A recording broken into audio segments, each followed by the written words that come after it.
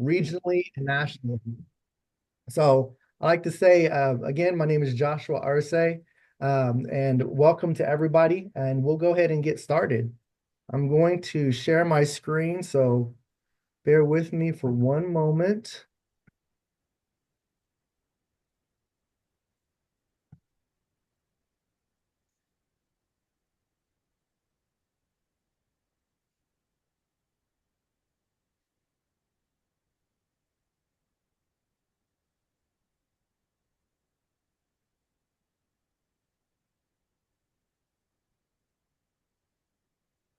How are we looking, Dean?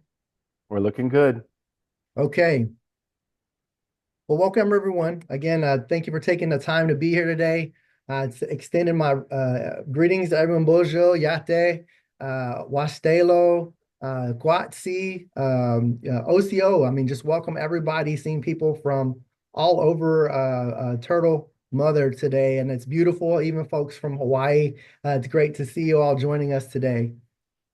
So again, Bojo Iguien, Joshua Arce, oh, I'm sorry, Shgiga Bad Nishna Bad Dejnos win, Joshua Arce Dejnakas, Che Wax Damia Was, Godani Bodwadmi Minadao. My name is Joshua Arce. My Indian name is Shagiga Ba. I am Thunder Clan. It means my Indian name means bad thunder. And I am a citizen of the Prairie Band Potawatomi Nation of Kansas. We talk about how much words mean to everybody, and there's so much power in our words. And I think being aware that saying we're a citizen of a nation is extremely important.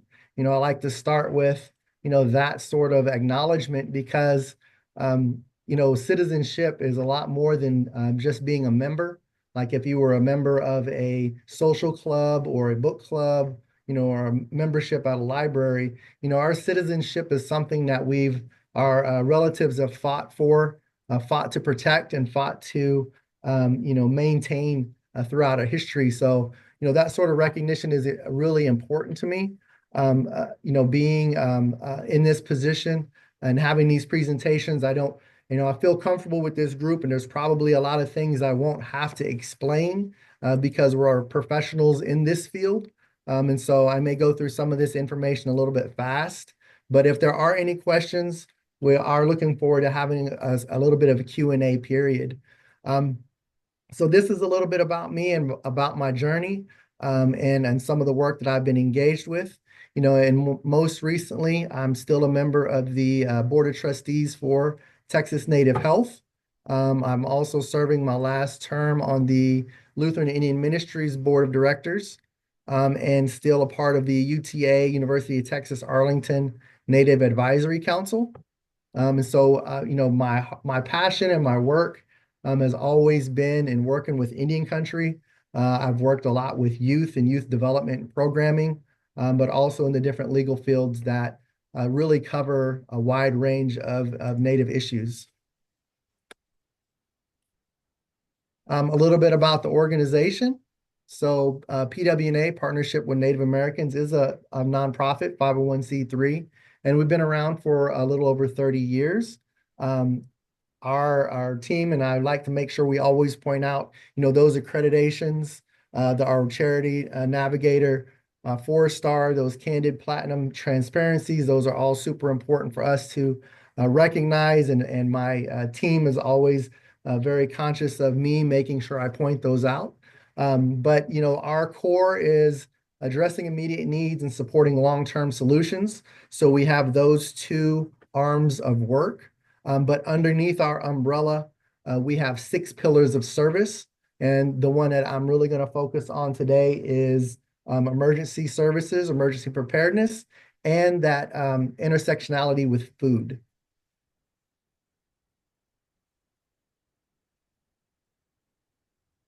So the areas where we're located, again, I'm currently located in our Dallas area office. That office has about 60 employees attached to it. And we really HR, IT, finance, so some of the back of the house function is located here. But we have a warehouse and distribution center in Phoenix, Arizona, and a warehouse and distribution center in Rapid City, South Dakota. And from those two locations, that's our hub and spoke model, where we're really able to extend out into the rural, remote, geographically challenged reservation communities in those states. And so that's kind of how our organization is set up and way our footprint is.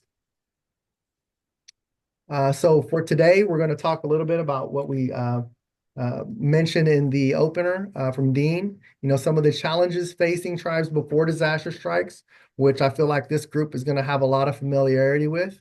Some of the roles that we've played at building cultural relevance into disaster plans. Again, I feel like this group might have a little bit of experience there already.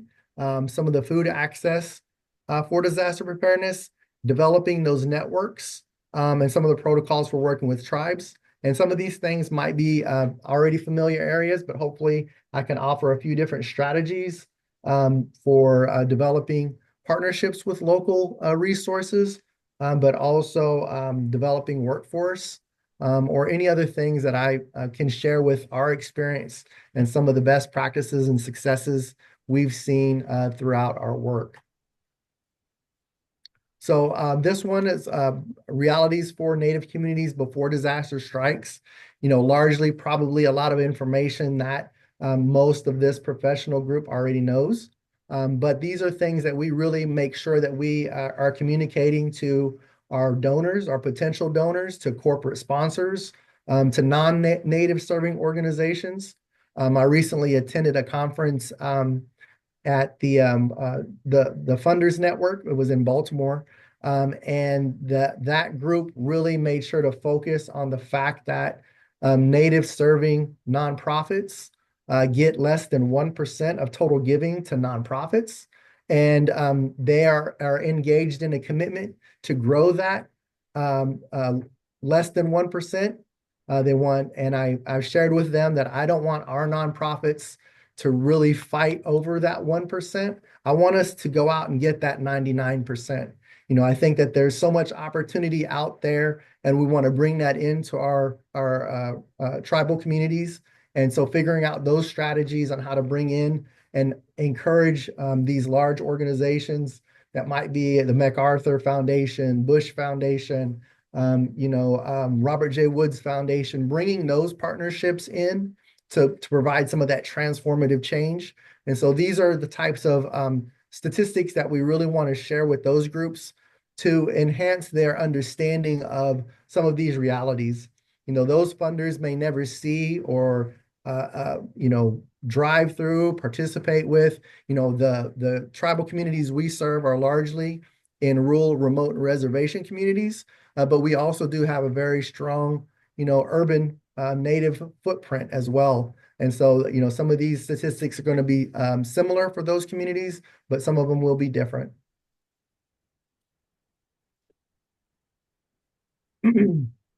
So a little bit of those federal policies that impact food and disaster. These are probably things that might be a little bit more familiar in understanding some of that history.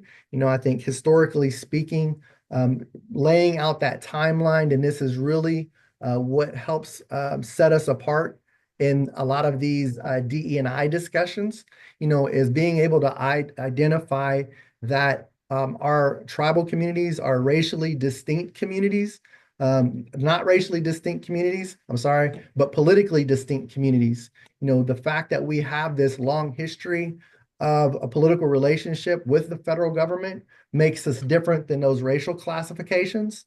And there's a greater responsibility to the communities that we serve and making sure that we protect and continue to honor the treaty and trust responsibilities that have been established, but also the many congressional acts and improvements that have been placed in court case decisions, Supreme Court case decisions as well, to encourage some equity and safety for the communities that we serve.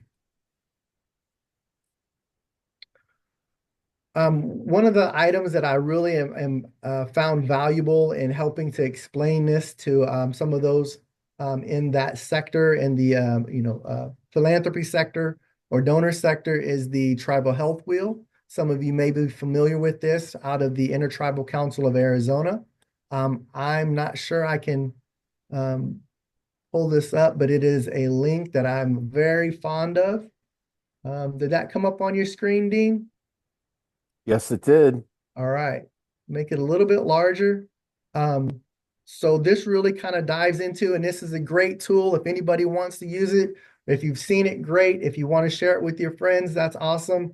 But this is an awesome, an amazing way to really bring our traditional medicine wheel to the next level, in my opinion. And the organization has completely opened this up. It's free. If you want to use it, it makes sense. There's a whole background to how it's done, really digging into the social determinants of health component. But what I've liked most about this is it keeps our core, that medicine wheel component, the same of the elements of a healthy tribal community with the spiritual, emotional, mental, and physical well-being. But what really adds that makes us more dynamic people is as we build these outer rings of family and community, is that these are items and things that shift. And so if we talk about safety and that interaction with spirituality and our beliefs, there is a component of how those things are tied, but this also shows that we are more complex and dynamic people. And many times in our communities, we have a lot of these things under, multiple people's purview. So when we're talking about safety, or if we're shifting and we're talking about food access, there is an alignment between the spirituality and food access and our beliefs and how food is to be accessed and how we feed ourselves. But then there's also a sovereignty component. So we talk about food sovereignty programs, and we're not truly sovereign until our food's sovereign. And so what that looks like in that food access component. And as those seasons change, we do have the autonomy to do self-determination and maintain, food access, food sovereignty, food ways, and how we are growing those to show really our resiliency, our way of life, bringing those foodways back, reclaiming those traditional foodways, growing food that we may not have had for several generations. So this is just one of the tools that have picked up along the way, and it's been a really good way to kind of show the dynamic nature of tribal communities, so that we're not just stuck in that medicine wheel kind of a quadrant, but it really kind of can help explain, how these things are so important from that social determinants of health perspective for tribal communities.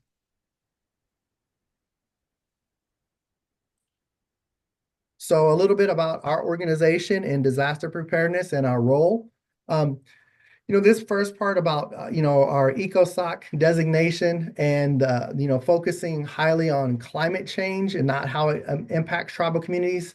I am seeing that shift different in different funding networks, is that they are identifying that intersectionality of climate change and community.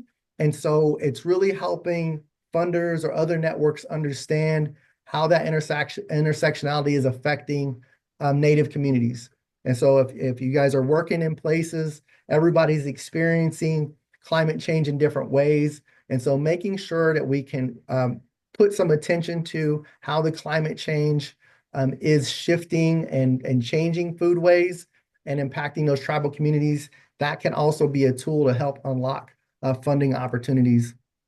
So again, we oftentimes are responding to areas that are considered low impact. We've done some work with different state organizations, FEMA, American Red Cross. And what we've found is that, for the tribal communities and the maps that get presented, is I've seen these maps that will illustrate where disasters have happened. And oftentimes there's no marker or indicator that says it's happened on a tribal community or in a reservation community, even though that would have affected 100% of the community. It's usually based on dollar thresholds. And so if the dollar threshold of impact for that community doesn't amount to, $500,000, $750,000, $1 million, then it doesn't get a marker, it doesn't get tagged. And so we're really trying to raise some awareness and adjusting those standards, because if this is impacting a Native community and it's 100% impact, on that community, then there needs to be some sort of indicator and a way for it to trigger funding opportunities or recovery opportunities as well. And that's been a ongoing discussion, and it takes a fair amount of communication at multiple different levels, from the local level to the state level to the regional level, to make sure that those gets that information gets fed up and down in a meaningful way. But as many of you are probably aware, it can be sometimes pretty. There's a lot of lag time in getting receiving the services, and receiving funding and receiving claims paid out, and so that oftentimes results in stacking of emergencies or disasters, and so it takes a while for somebody to come out and review things, to make a determination to put a dollar amount towards it. By that time, another disaster has happened. And so these communities are constantly operating in this level of chaos and trying to recover without ever actually being able to achieve that level of recovery. So some of our goals, and these are pretty standard goals, that preparedness, mitigation, response, and recovery wheel or model for emergency preparedness are both, are all components to that. Where we are trying to move ourselves towards is getting on that preparedness portion of it, is really being on the front end, and being able to front load communities. And that has its own barriers, as far as warehouse space and being able to store some of the items, those types of things. But what we're finding is that if we can get in front of, if there's a pending disaster and we know that a storm is coming, especially in the northern plains, if they have a winter weather, storm that's heading that direction, and we can front load a community, we know that that can make a big difference, because then we don't have to wait for so much time to pass and getting roads plowed, and being able to access the highway systems and get into these communities. But because the communities themselves may not be have their roads plowed either. And so there are sometimes challenges with storm cleanup, accessing not just communities but homes. The dispersed nature of some of the homes on the reservation, and lack of those highway systems or road systems can really be a barrier. And so if we can front load those communities, then it can help mitigate those issues, and our response times are faster, and we can also come back on the back end for recovery. But we are seeing a lot of growth in this section of emergency preparedness. And there's several different projects that we're engaged with in the Northern Plains and the Southwest, that we are continuing to grow local talent. And so really building this out as a career pathway has been something that we've tried to make sure to implement into our courses, or these presentations. These are definitely emerging areas for some communities, whereas other communities are putting money, tribal communities are putting money into their tribal emergency management department, and they are growing that. They are seeing the value of that. There's been a huge shift since COVID. And so with the ARPA money, or those funds that came out, there has been an increased funding resource or ability or willingness to put money towards those types of improvements for community or services in community, and also funding those positions. So some of the things that we cover with PWNA, we do work with tribal leaders, tribal emergency managers, all of those teams who really come up with those plans, those blue sky, gray sky response plans and teams. We've done everything from helping communities update their emergency response plan or emergency operations plan. What we found is that the communities we work with, sometimes their emergency operation plan had not been updated in sometimes up to 20 years. And so when a disaster happens and you're trying to file for FEMA funds or for state funds, one of the first questions they ask is, do you have an emergency operations plan? and hasn't been updated within the last 3 to 5 years.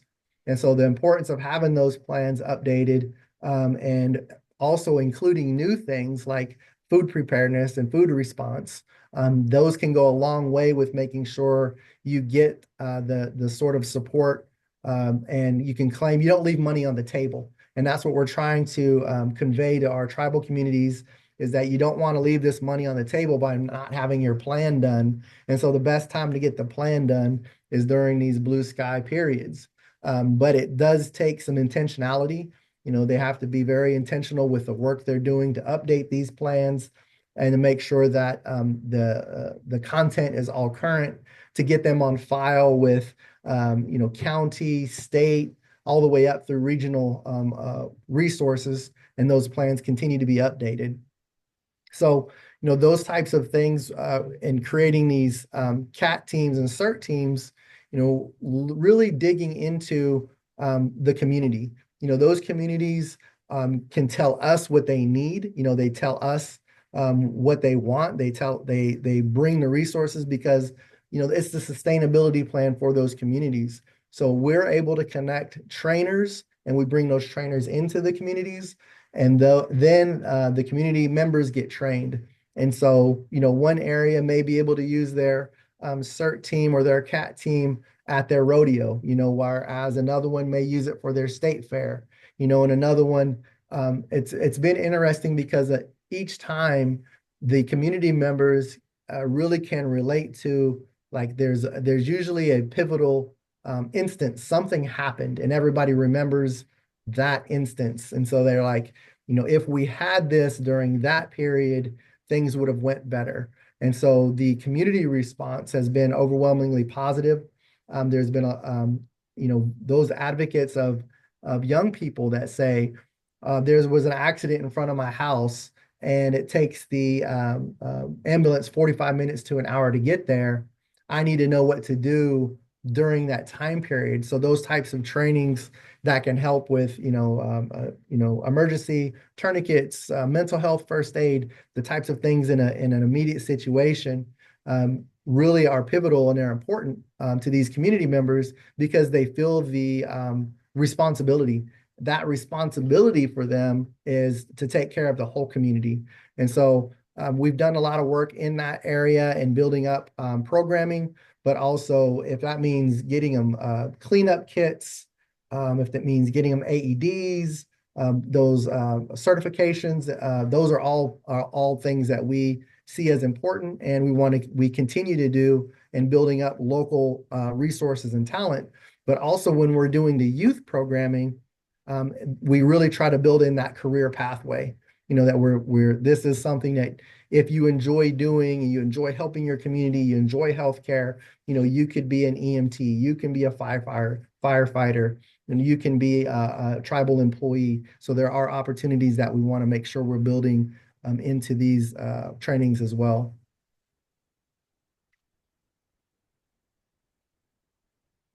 So I talked a little bit about our community action teams, those things that are, creating phone trees seem super simple. Different use of social media. Each tribal community that we work with may have a different app on their phone for emergencies. One community may be very strongly using an emergency app, while another one just still relies on Facebook. So kind of working out some policies and requirements and encouraging them to be shared with the community members, are something that we have worked in. Our training, our LTS, our long-term solutions staff, making those and contacting those instructors for CPR, mental health. We work extensively with FEMA. Obviously, we're kind of down right now with FEMA because of the administrative change, but it's not going to stop us from doing a lot of the work we're doing. We are having a Tribal Emergency Managers Summit, and that's in May in Rapid City. So we'll share a little bit more information about that as well. For food, what we see is we do cohorts for food access. And one of the projects that we had was the Nalwood Dejoni community of San Carlos. It started off as a really small community garden. but then it's just exponentially grown over time. And so, what that really tells us is that the drive, the desire, the achievement, the immersion, that social interaction, all of those things for a healthy community are there. And those are the types of projects that we want to continue to support. Our organization is just getting ready to award right around $130,000 for community garden projects. And those are from everywhere in the Northern Plains down to the Southwest. But that's where we see, and from that project, I think we're able to fund 8 total community gardens, but there were over 20 applicants. So there's still a large unmet need that is out there, especially in the food sovereignty and foodways area. But something that we've had some success in navigating because we're able to make sure that garden goes into a full kind of cohort of learning and experiential learning for those communities. And many times, we can serve as an intermediary between some of the tribes, between governments, state governments, other nonprofits, and making sure that we're being a good relative and being a good connector. If we can connect those tribal communities to more resources, then I feel like that's our job. Our job is done, and we're able to bring in more resources to those communities, which I'll talk about an example here in just a bit. So briefly, just some discussion about our partnerships and some of our outcomes, the number of folks that we've trained. One of our big projects that we've had recently is with Feeding America, and that was a pilot project called the Natives Prepared Project. What was really important about that project was that Feeding America really put their money where their mouth is, and getting tribal resources to the communities. So there were 5 communities that were part of the pilot project total. We had 2 of them, which was Sisseton, Wahpeton, Oyate, and the other one was Wallapai. And so through both of those, we created better relationships with the local food banks. So Feeding South Dakota in South Dakota, and then St. Mary's Food Bank in Arizona, and getting those tribal relationships strengthened. And so by strengthening those relationships, the tribes were then able to access capital from those organizations. And Feeding America was very intentional about earmarking money for those tribal communities. And it really meant us bringing them to the table. We did a pretty extensive assessment for food and water access on each one of those communities, and then presented that in a way that the tribe has a blueprint of what they can follow for future projects and funding requests. But it unlocked a good amount of capital from the food banks in those areas to continue the work that they were already doing. So in some ways, it peaked the peaks, and we really saw some gold star experiences from different tribal communities that are out there. I did note that we have worked with Great Plains Tribal Leaders Health Board for that Tribal Emergency Management Summit, and I know that's one of your NIHB organizations as well as recognized. We have our Tribal Emergency Managers Summit. It is going to be May 27th through 29th in Rapid City, South Dakota. This is our 3rd annual one. The last one was in Waukoma, but this time we're shifting it over to Rapid City and hopefully able to get more people there. We had about 75 folks from the Tribal Emergency Management sector of North Dakota, South Dakota, Nebraska, and Montana. So it's been a really positive conference, and we're looking forward to hosting that again with Great Plains Tribal Leaders Health Board. Headwaters Economics is also one of our partners. And then we're also have a new partnership with the Floodplain Association. So we're going to make sure to bring these collaborative meetings together, get people together, and hopefully that networking experience can help them build up other programming as well. Again, happy to be those sorts of intermediaries or network connector, being a good relative. And then if other opportunities come out from that for those folks, we think we've done our job. We're happy to open those doors and make those connections. Again, we talked a little bit about the cultural relevance of those disaster plans. And this is one of those more of a static, medicine wheel I kind of alluded to earlier. I think they're great, but at the same time, I also see us as a lot more dynamic of people. And so that's why I really like that Vitalist healthcare board wheel as well. So, you know, when disaster strikes, um, these sort of setbacks in communities, again, I think I've alluded to, they just tend to stack up. The community is barely able to recover before the next things happens. And there's usually such a long runway that it takes to get or receive that funding and assistance. And then sometimes anecdotally, when somebody comes out and sees that a tarp has been put over an area because the roof has collapsed, they make a judgment call that isn't from that storm, it was from a previous storm when, these communities and homes are just getting hammered storm after storm and there is no recovery. And so that's the part where we're trying to work with those partners to really do better, and making sure that the responses are quicker. Um, and the state responds quicker, which is oftentimes a challenge because of historical communication issues. And so we're trying to make sure we show the type of coverage that is needed. As far as a news cycle or as far as media cycles, everything gets pushed down so fast in our news feeds that we have to continually make sure we're putting the native news back at the top because national news has just been a hot mess, and so it just pushes our stories down so quickly, and then people forget about it. They think it was resolved or they think it's been taken care of when in actuality, nothing has been resolved and nothing's been taken care of, and sometimes those gears grind to a halt. Um, I did mention this, less than 1% goes to native serving nonprofits. And that's something that I think as organizations, we need to go after that 99%. I'll continue to preach that. I shared that with our last conference in Baltimore. And it does, it's the lip service sometimes, right? It sounds like there's a commitment to make that sort of a change. Um, and it's something that can be absolutely measurable.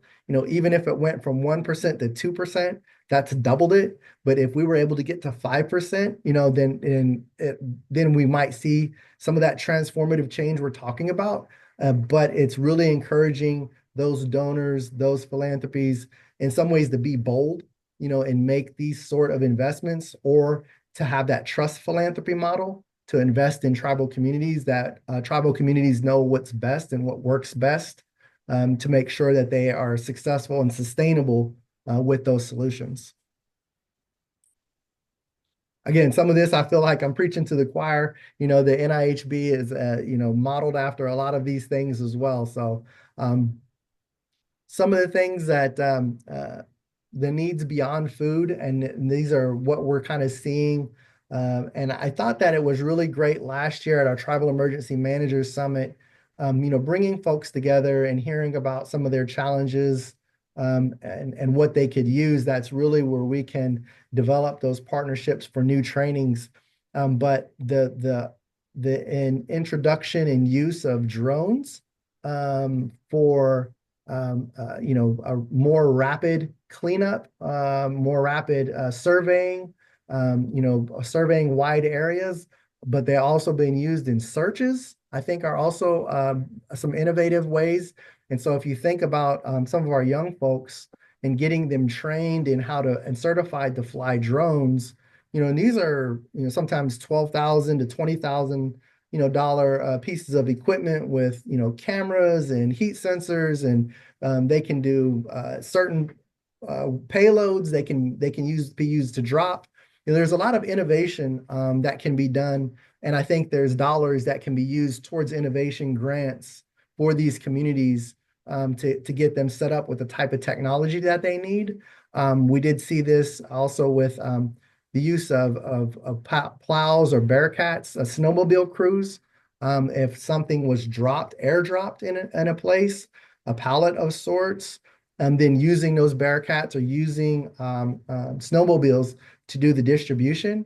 But another area, and I don't have it on here because it really kind of just came up out of one of the last meetings, is the growing use of GIS technology in tribal communities. And so our communities are oftentimes insufficiently or inadequately mapped. And so by using GIS, if you have your community mapped, not only do you have routes mapped, but you also have those community members' needs. So you would know, who may need dialysis, what medicines they may need, what if they have any sort of, dietary issues, or if they're on a route for a distribution. Those types of things are important during these emergency periods because they can be cut off. And so we've seen some communities leverage this technology, and I would love to see more communities capitalize on that. Again, I think it's a career path for young people because they can use this as a resource to develop the workforce in technology. So definitely some interesting things that come out of our Emergency Managers Summit, in seeing and hearing about what the challenges are and what they face. But these are all definitely rich areas for discussion. I think there's innovation grants that are probably available. We've taken some trips to like Boulder, Colorado, and reviewed some of their communities that were impacted by fire or flood. And largely to see how some communities have been displaced, and mostly the lower socioeconomic communities. So, for example, the trailer park. If the trailer park gets wiped out, the likelihood of those residents coming back isn't very high.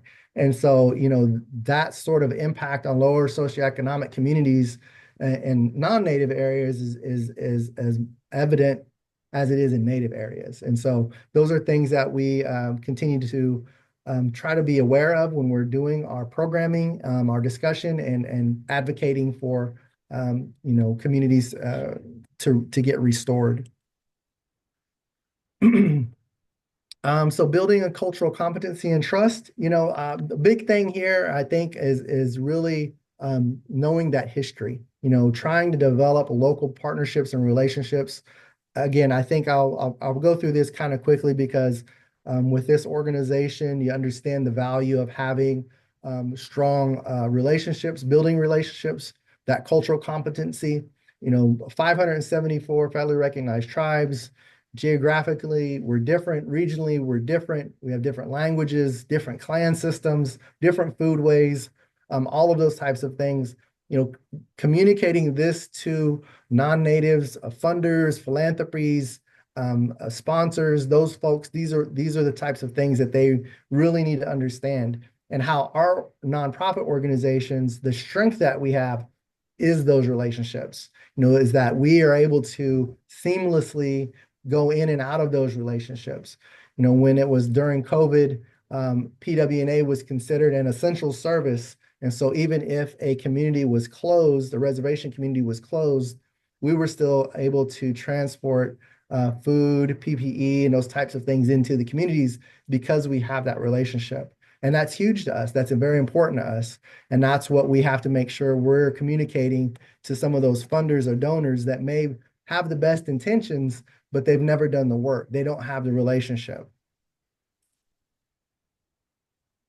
So working ahead when disaster strikes, if anybody has been working in disasters, you guys probably are aware. I mean, some people have worked in CDC, some people have worked in FEMA.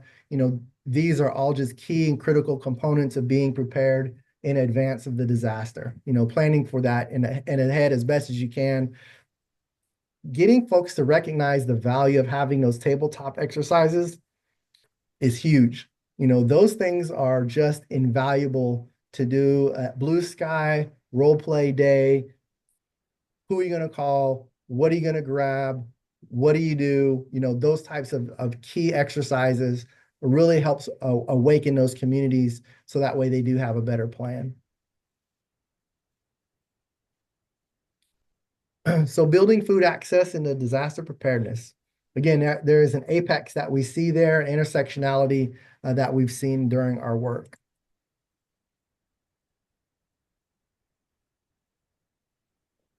So a little bit of facts. Again, these are things that we would share with funders, to talk about some of the challenges that are being faced that we're pursuing, but also you know, historical challenges. So building these things out and sharing those with potential funders, philanthropies, other nonprofits, CDPs, community foundations, really making sure that we're able to present the statistics of the challenges that are out there.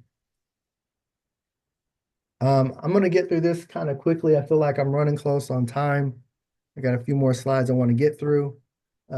What would everyday water insecurity be like in your area? Um, it's a huge challenge, you know, where you would get the water, how you would get the water. I've been in communities that I've had to haul water.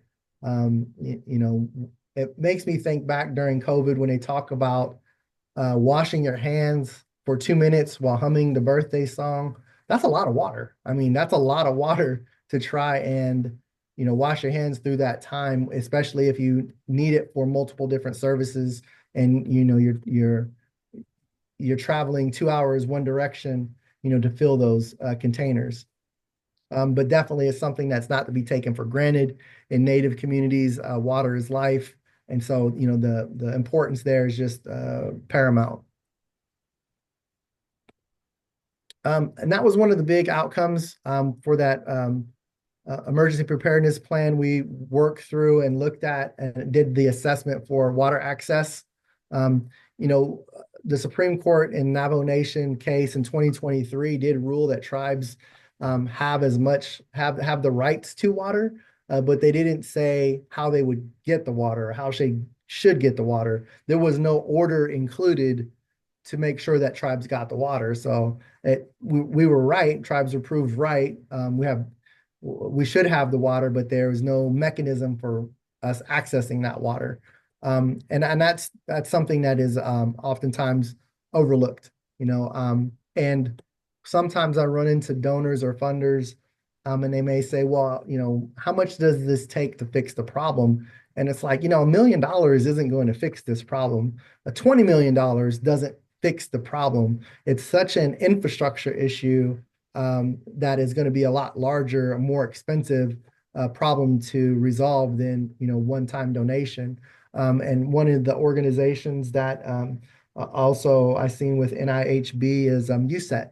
So the Native Marshall Plan that's presented out of USET, I think it's a great document. I've shared that several times in different circles for presentation because it really would take that sort of multi-billion-dollar of investment to Native communities to get all of them on water.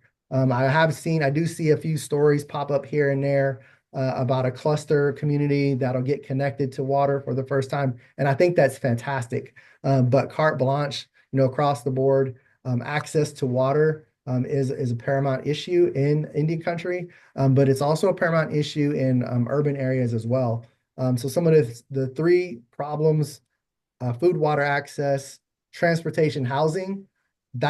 Those three issues in Native communities are huge barriers or obstacles, but they're also huge barriers and obstacles in some of the urban communities, urban minority communities as well. So there's some similarities there, but also, really advocating for Native peoples. It's trying to make sure that um, the communities we have are the investment opportunities for the future.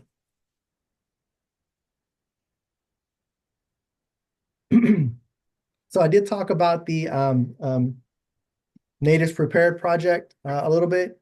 And oh, hey, Josh, is anything else for planning food sources? That's a great question.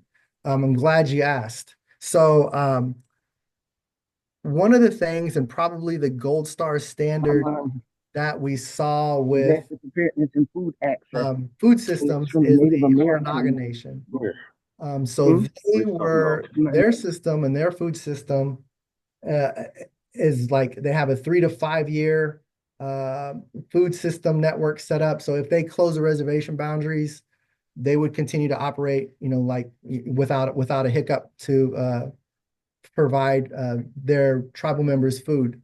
But that sort of a pillar for community food systems, they've made it important. And that's really, I think, what stands out from other communities is when a tribal community makes it important and they put the investment into that, then it becomes something that, on their strategic plan, long-term strategic plan, it doesn't change. And if we can find those types of things, food, housing, elder care, education, if those are pillars for our tribal communities and those don't change. If tribal communities want to argue about, the price of a hot dog at the bingo hall, more power to them. But there are got to be some things that remain consistent for the community so that way they can rely upon those. So with what Onondaga does is they also pay tribal members to hunt and fish as part of their food systems. Again, a great example of them putting their money where their mouth is and being able to build that up for that community. So um, that project, Natives Prepared project, taught us a lot, but it definitely showed us some of the best examples throughout the United States of native food systems. So our distribution networks during disaster events, that asset mapping is just super important. We come in and we do the ABCD asset-based community development mapping to identify those opportunities. And that's something that we learned with Sistan Wapitan is that their needs are going to be very different than somebody's needs in the Southwest. The ability to use snowmobiles or Bearcats is important. The fact that they have a radio system, that's something important. It makes them distinct. But making sure they have connections and bringing in people, those, like I said, serving as an intermediary and bringing folks into a relationship so that way they can grow those relationships and there's more responsibility, a shared responsibility with those neighboring communities or organizations. In the Southwest, I'm sorry, Wallapai, they were able to build out their emergency operations center using their COVID money or their ARPA funds. And this created a warehousing or staging area that had a drive-through capacity with the freezer and refrigerator component built into it. And so they made it a priority, and now they've got an amazing facility that we can now look at repurposing, for other community development food opportunities. So, that barrier was something that they were able to, overcome with strategic use of their funds. And so those are great and exciting areas that we're able to see some growth and positive, momentum in. So just a few things before I wrap up. I'd love to be able to get in a few questions. If you would like to learn more about us and become more native aware, a lot of these resources you may already have access to, but we do have some free downloads. We always are trying to share with our non-native partners, resources like this. Again, these are probably all topics and areas you're totally familiar with. But also sharing our story.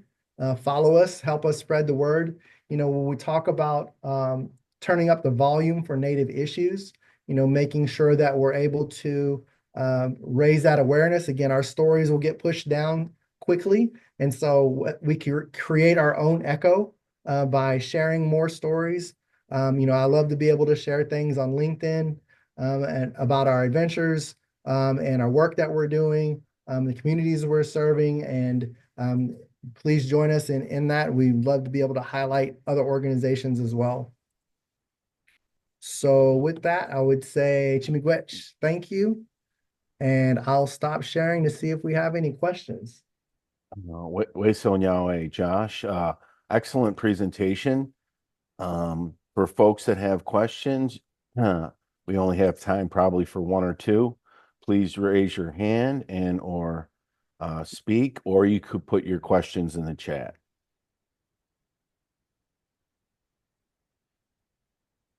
Okay.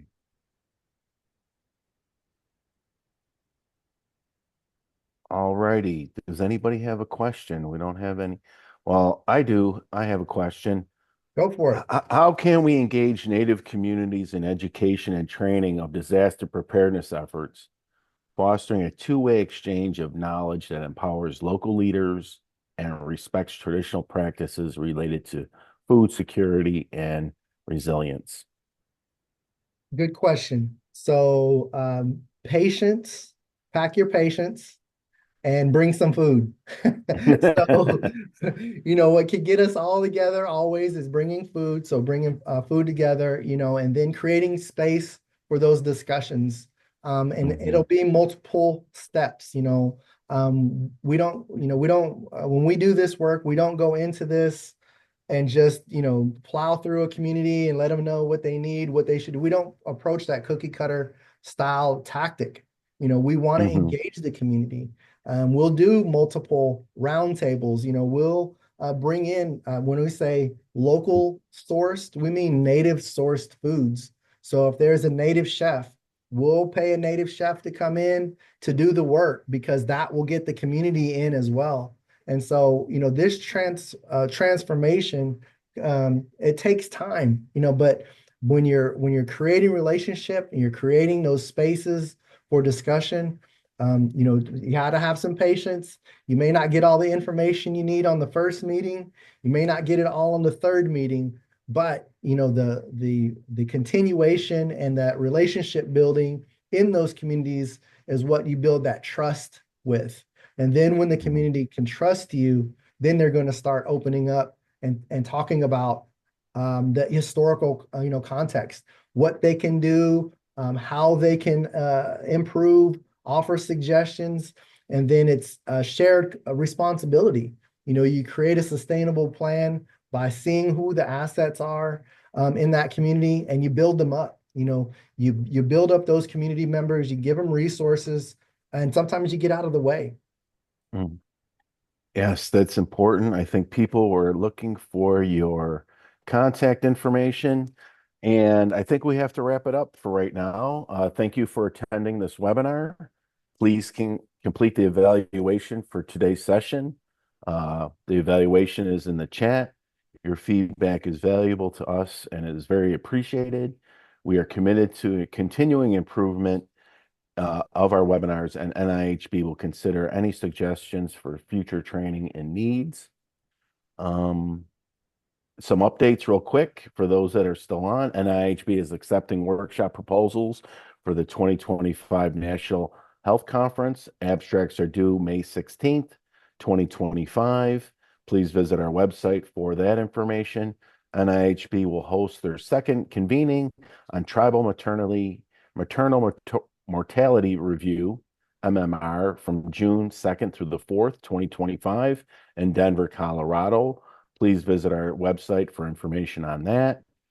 Do you know of any youth passionate about mental health, advocacy, and leadership in Indian country? Encourage them to apply for the NIHB Tribal Youth Advisory Council by March 31st, 2025. Northwest Portland Area Indian Health Board is also accepting proposals for the 2025 Tribal Emergency Preparedness Conference to be held May 7th through the 9th, 2025 at the Muckleshoot Casino in Auburn, Washington. For more information, please visit our website for that. Anything else? We deeply appreciate you joining us this afternoon, and Wei Son Yahweh.